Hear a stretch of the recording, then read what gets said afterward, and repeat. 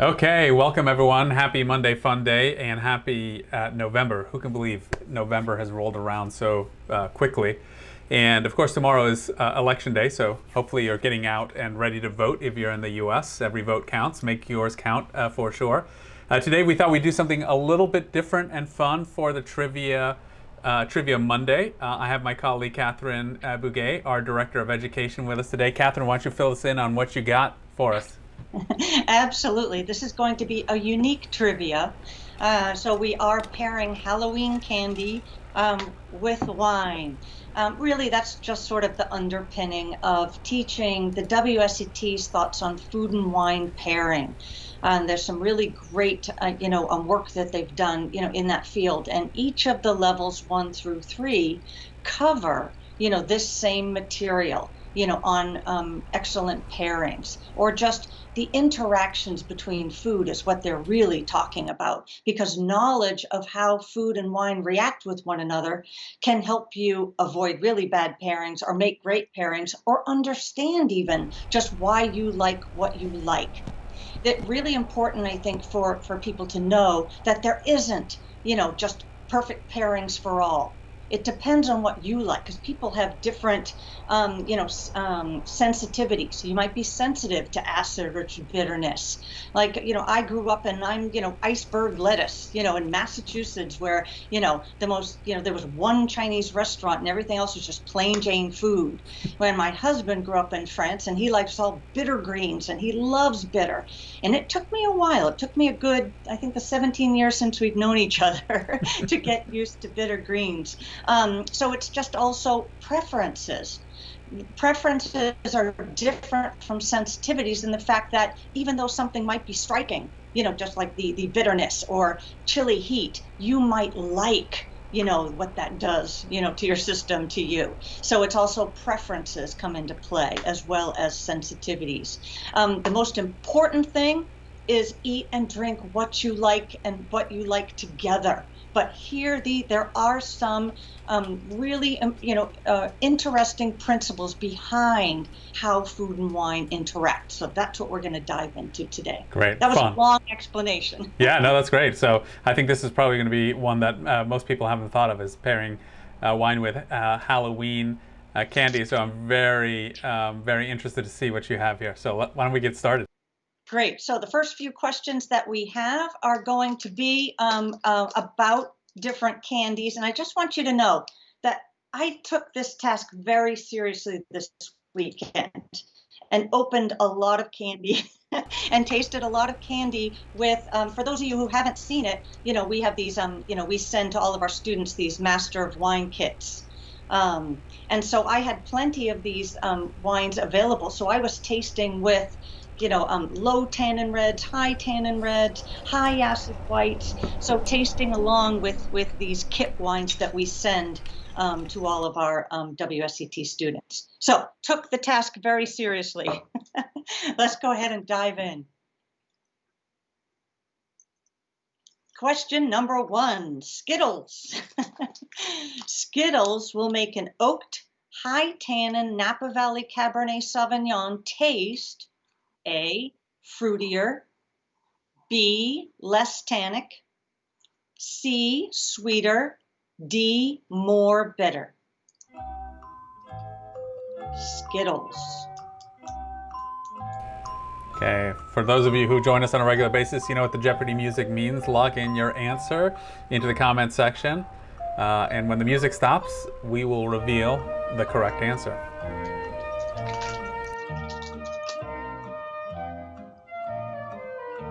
Oaked, high tannin Napa Valley Cab.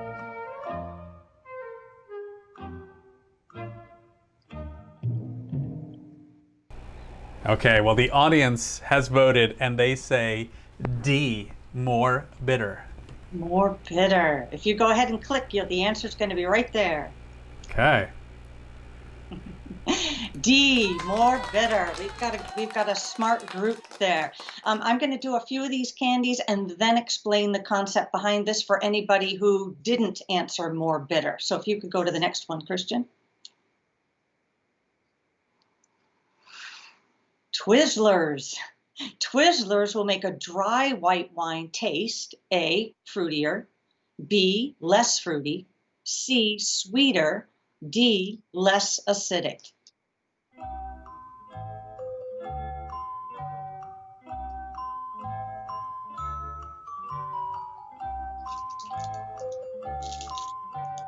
Kind of I want to finish my Twizzler now.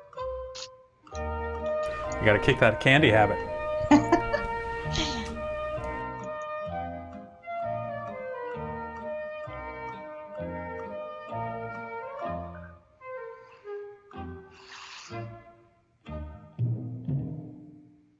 Okay, music stopped. Answers slowly coming in here. All right. Okay.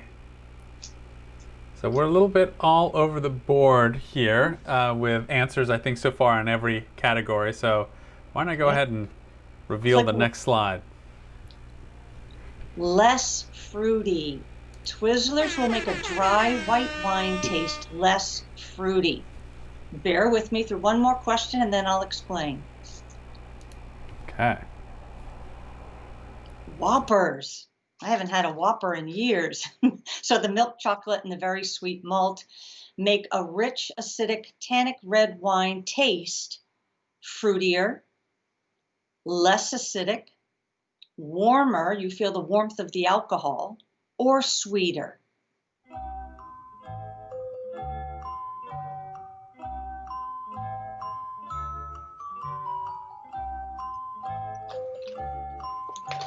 Oh, yeah. Whoppers. That reminds me of going to the movies. Yeah, unfortunately, I finished those.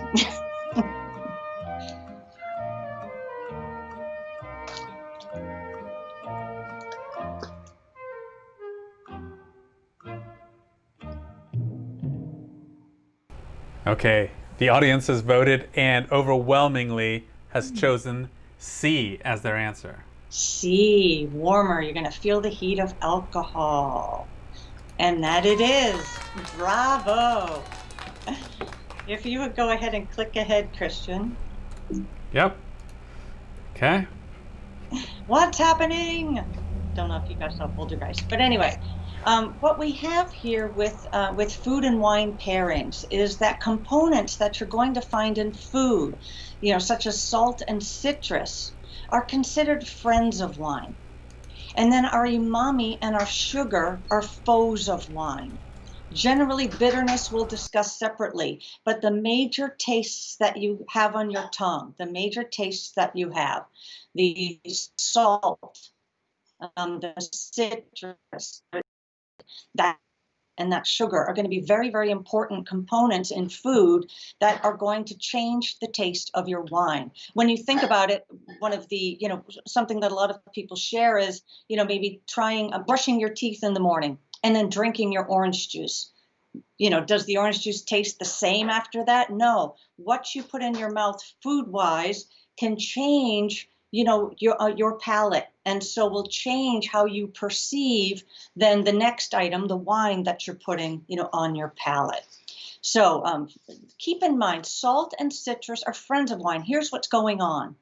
If you have a food that is sweet or umami, it's going to make a wine seem more drying, more bitter, more acidic, less sweet, less fruity.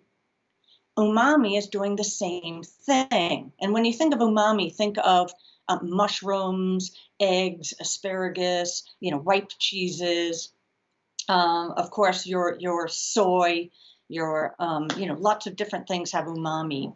And of course, cured meats. We'll be talking about this a little bit more with some future questions. But umami also makes wine seem more drying and more bitter, more acidic, less sweet and fruity.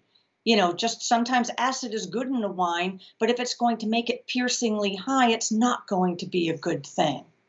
Whereas salt and your citrus or your acid will have you perceive a wine to be less drying and less bitter, less acidic, more fruity, have more body, being just that fruitier, richer wine. Acid does the same thing. We're going to be talking about some pairings, like when you have a big red tannic alcoholic wine and you're trying to pair it with something like a basic chicken.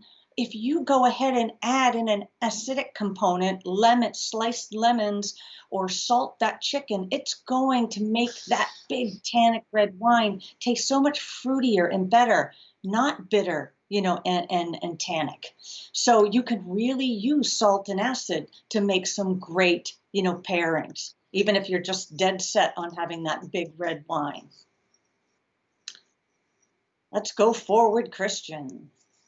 So, not convinced? I do have an exercise. Those of you who've taken WSET with us probably have done this with us. But when you can rewatch this Facebook Live later and do this exercise with the taped recording. But take a big red wine, right? That has tannin, that has alcohol, has a good amount of oak influence on it, and then taste something, a very sweet cookie. When you taste the wine again, notice what happens. The fruit disappears, the tannins seem bitter. That oak that was put on the wine, that oak influence seems bitter and astringent.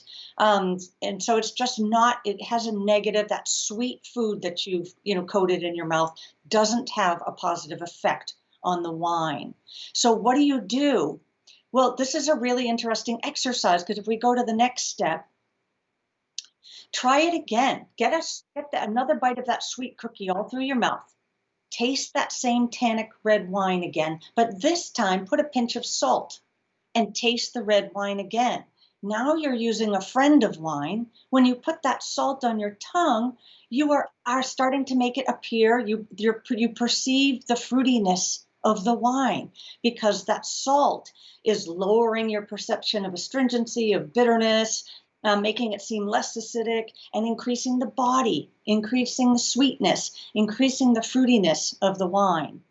To complete the package, go ahead and do this again, but this time, if you would, Christian, with the next screen, do the lemon juice, add acid. When you go ahead and add acid, even if you just squeeze some lemon, and take the lemon and then taste that wine again, you're putting that wine back into balance using those friends of wine, the salt and citrus. You have to try it if you haven't done that exercise with us before. It's magic. It's really good fun. Okay. So anyway, again, just a reminder, the friends of wine are the salt and the citrus, and the foes are umami, which are things, like I said, like asparagus and eggs and mushroom and soft cheeses. But keep in mind that a lot of things that have umami also have other components in it, like, cured meats, hard cheeses, may be made with salt. So they're going to, be influenced by that as well as the umami. And then, of course, the sugar. So umami and sugar are the foes of wine. Keep that in mind. Okay, Christian? Come on, we can get on with it already. Okay, next question. What effect does umami food have on wine? Just testing you on what we just talked about. A, decreases fruitiness. B, increases sweetness. C, decreases acidity. D, all of the above. So umami, showing here some clip art of mushrooms.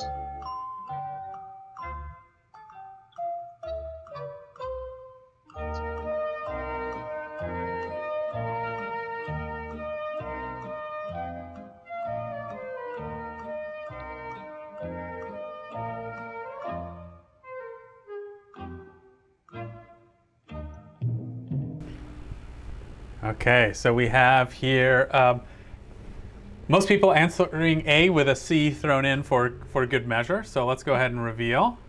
Great. Decreases fruitiness. Decreases fruitiness was the answer. So when we're talking about umami, we're talking, about increasing astringency, increasing bitterness. You're going to perceive maybe the acid as just being out of balance, too high. You're going to lessen sweetness, lessen fruitiness, lessen the perception of body. Of course, it's not physically changing these things per se. It's your perception of them. So A, decreases fruitiness. And maybe a quick point for those who are thinking of the acid, you may be an acid queen like me, where you just love acidic wines. However, we're talking about the acid being thrown out of balance, being perceived as too high, uncomfortably, high for a beautifully balanced wine. Okay, umami again. Which wine would pair best with umami foods? A tannic red. B, a high alcohol white. C, an oaked white. D, a low tannin red.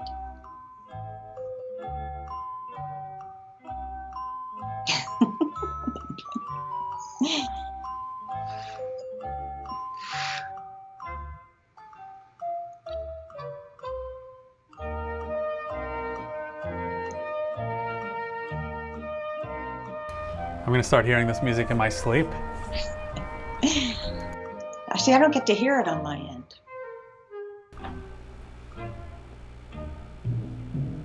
Okay, the audience has voted again, and looks like the majority say D with a C thrown in there for good measure. So let's go ahead and reveal. Great. It is the low tannin red, sort of with a little asterisk.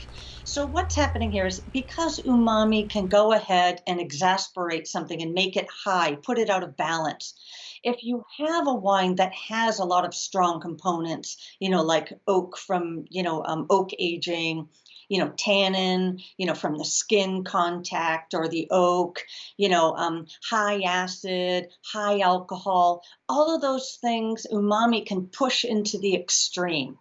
And in fact, even a low tannin red can seem to be, even a little more, out of balance with umami, but not as that's your best choice for umami foods. So it is the low tannin red. For those of you who chose the oaked white, the issue might be not that you might like it. Not that there's anything wrong with that. You might like it, but the oak sometimes can appear as bitter or astringent when paired with umami. So that's why generally, in addition to low tannin red, a fruity white that has not been oaked, lower alcohol would be a better choice. And in fact, you want this low tannin red also to be lower in alcohol, because if there's higher alcohol, that's going to get exasperated by the umami. Can you think of any, this isn't one of the questions, but can you think of, sorry, Christian, if you go back, I always tag on extra questions. If you can go back, so if you can think of something you could do to an umami dish, say you're making, a beef stew with lots of mushroom, what could you do to make it pair well with, if you could just go in and answer in the chat, what could you do to make that dish full of umami pair better with that big tannic red wine? Think of the foes and the friends of wine. What are they saying, Christian? Coming in, first answers come in. Let's give a couple of seconds here. I'm playing the music. Oh. The Jeopardy music.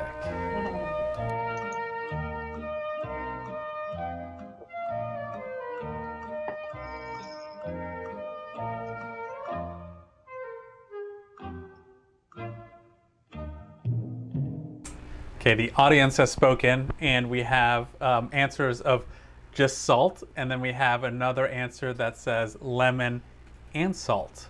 So perfect. Well, both are correct. I don't know if I'd want to add the lemon to my dish, but if you did, that absolutely, would help that pairing. But salt isn't easy.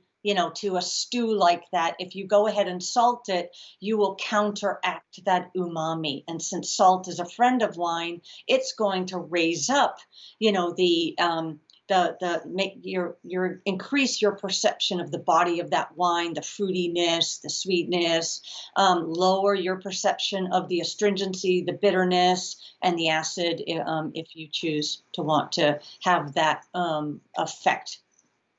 So great. So those were all correct answers. What effect does salty food have on wine? A, increase acidity on the wine, decrease bitterness in the wine, increase astringency, or decrease the fruitiness of the wine.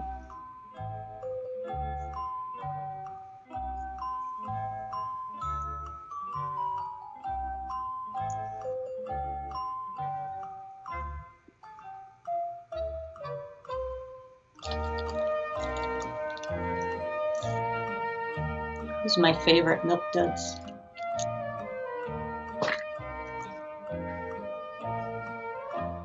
You're teasing all of us. Okay, the audience has spoken with an overwhelming B as their answer. Go ahead and reveal. B, decreased bitterness. Bravo. So salt is a friend of wine, and it's going to decrease the perception of bitterness. Okay, great. Bravo. What effect does acidic food have on wine? Increase fruitiness, decrease bitterness, decrease astringency, or all of the above?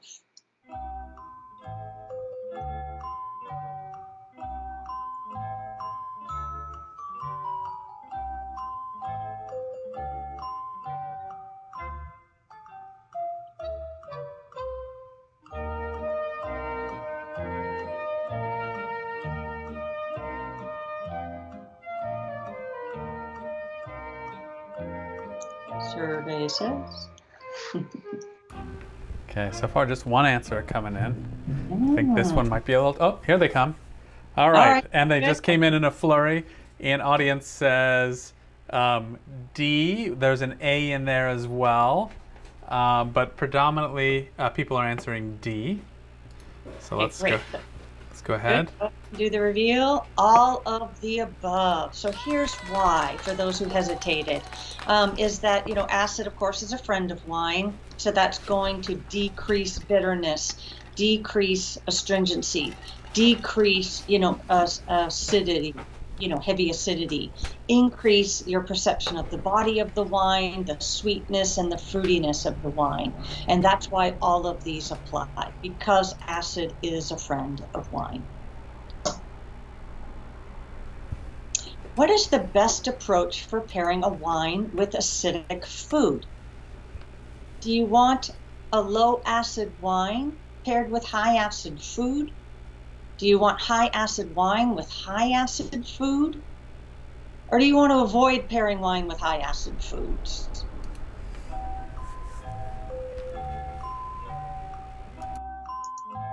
A little different than what we've been taught so far.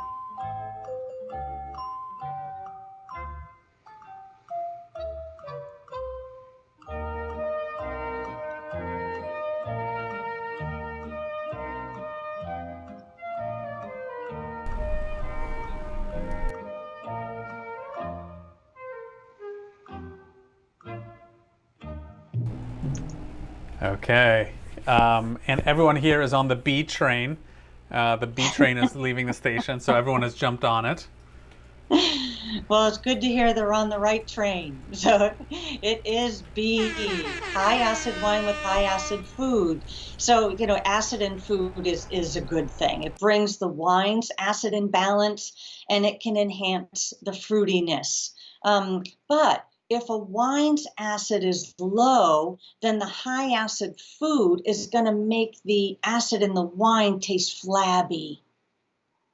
Just in case, I think everybody was on the right train, but just going to repeat that. If a wine's acid is low, when you pair it with high acid food, that wine is going to taste flabby. So matching higher acid with higher acid is a good thing.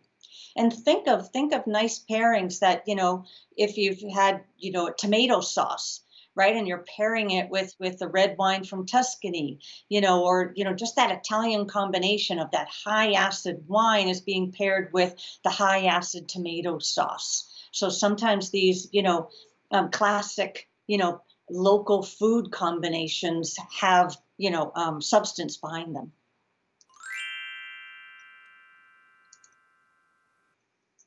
So we're going to talk about a few other considerations: bitterness, chili heat, flavor intensity, just because I like to teach. A bitter food will make a tannic oaked wine taste A, more bitter, B, less bitter, C, the same, the bitterness is canceled out, or D, fruitier.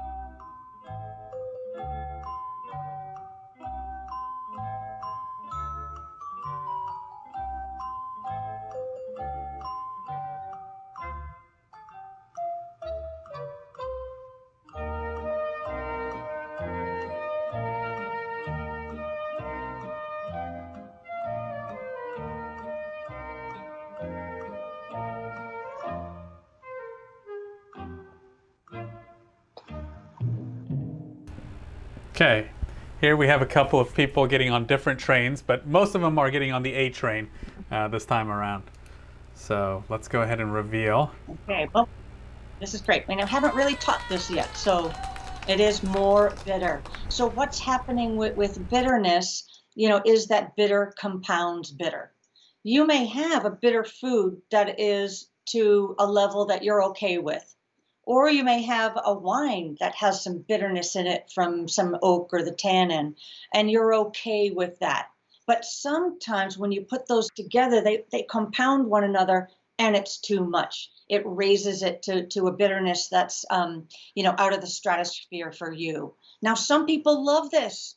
Some people just can just take on bitter upon bitter, and they love it. But some people may be sensitive to it, especially if you're sensitive in general to bitter. So bitter compounds bitter. So if you take a bitter food and you take a bitter wine, it's going to be, double bitter. Yeah, it's kind of like attitudes. Yeah, good point. Good point. Okay. Chili heat. Chili heat in food does which of the following? Include all that apply. A, increases bitterness. B, increases acidity. D, increases alcohol heat of the wine. D, increases the wine's body.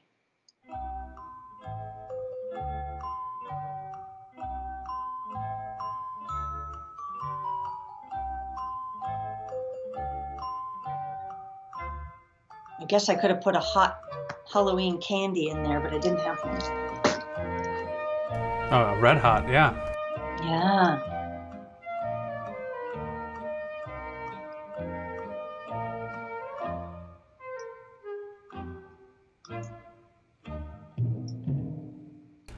Okay, most people choosing C as their answer in this on this question. So let's go ahead and reveal. It's actually A, B, and C. So here's about chili and how the heat, it doesn't have to just be chili, but anything sort of hot foods, but generally chili. What's happening is that also increases your perception of bitterness, astringency, acidity, alcohol burn, and it reduces your perception of the body of the wine, the richness of the wine. So you think it has a less body, less richness. It also decreases your perception of the sweetness and the fruitiness. So it's sort of doing the same things that umami and the sweet are. So the effect of chili, is going to increase, though, with high alcohol wines. In particular, those people who answered C, you were right on as one of the elements, because absolutely take a hot food and you have a high alcohol wine and you're going to feel the burn. You're going to feel, that the result, of that pairing. So the only thing not to include is it doesn't increase the wine's body. When you eat that chili pepper, it's going to decrease your perception of the richness and body of that wine. Flavor intensity, true or false? It is usually desirable to match food and wine intensities. So the amount of flavor.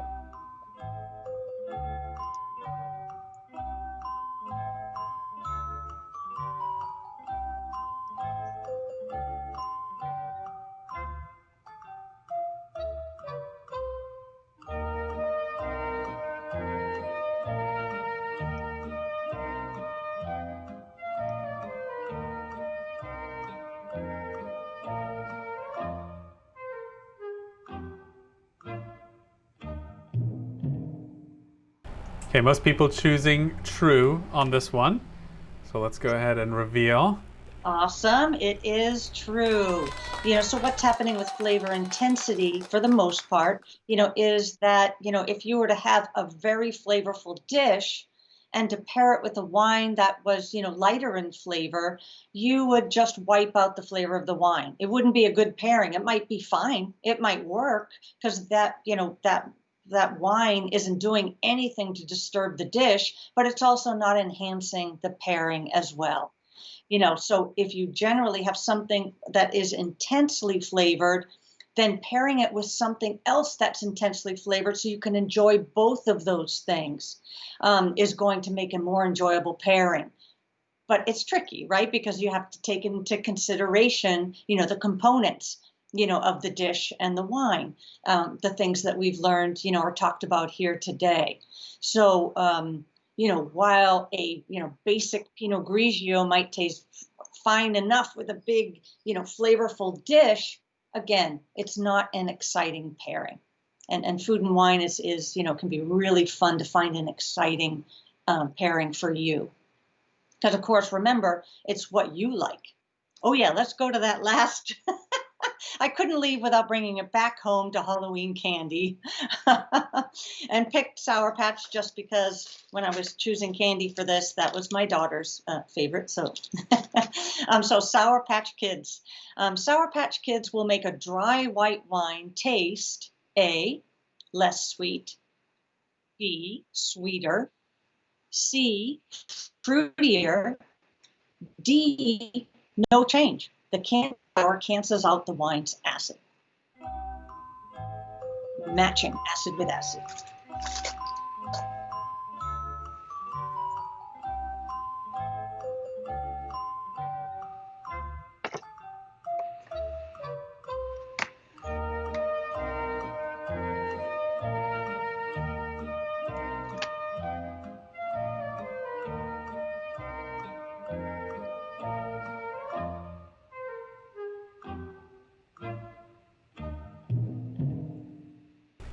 Okay, here we have a little bit more of a fruit salad answer. We have a little bit of everything mixed in. So let's go ahead and reveal. Okay. So the reveal is actually less sweet. Yes, there's sour in there, but that sugar trumps everything in this candy. And believe me, I tried several packages with the different wines and I had 12 different wines, from our Master of the World kit. So I tried Sour Patch with a lot of different wines, but the sugar in it takes over. And so it follows the rule of sugar, right? The sweetness, which is it's going to make that wine appear less fruity, less sweet. So it followed the sweet and sugar rule. So before we, Kristen, if I may, just have a few more minutes before we sign off. I just thought that it might be interesting to talk about, high risk foods and then what you do, with those. I know we covered a little bit about this, but when you have high risk foods, like something that is sweet, the best thing to do when pairing, in case you don't like the result, of what's happening, with sugar's reaction to wine. The best thing to do is to pair that sweet food with a wine that's sweeter, that has equal or more sugar in it. So pair a sweet food with a wine that has more sugar in it. If you have a dish with lots of umami, right, that mushroom dish that emphasizes bitterness, and astringency of tannins, choose a wine that has some concentrated fruit that can cope with the change. that can cope with how that's going to change the wine. So then if you have that concentrated fruit, that will help with the balance overall. So let's see, with bitter foods, dishes with high bitter are going to emphasize the bitterness in the wine. So generally with bitter foods, it's a good idea to try, if bitterness bothers you, try a low tannin, low alcohol red, or try a crisp white. Try a white that is unoaked so that you don't have that bitterness to get thrown out of balance. And pretty much it's the same recommendations for chili heat. If you want to go ahead and enjoy chili heat, but you don't enjoy, that alcoholic burn that happens with wine with higher alcohol, then go ahead and choose a white, or a low tannin, low alcohol red or white to make it a nice pairing. So just some suggestions, but really, I hope that you leave here today just knowing that you just eat and drink what you like paired with what you like, because we all have different, different sensitivities and tastes and likes. Well, that was great. Hopefully you've made your dentist appointment, because it sounds like you ate a lot of candy here over these last several days. And thanks for doing that all in the name of science as well. Oh yeah, I took this job seriously. Well, that was fun, and thanks so much to everyone who participated today. Thanks for playing along. A reminder, we'll be back here on Wednesday for our study hall at 2 p.m. Pacific daylight time, or standard time, I should say, now that we've changed our clocks in a different direction. Remember, tomorrow is Tuesday, day to vote, so get out and vote and make every vote count. We appreciate you joining us here today, and hope to see you on Wednesday, or here next Monday, Fun Day, for another trivia. Thanks, Catherine. Okay, thanks everybody. Bye-bye. Bye.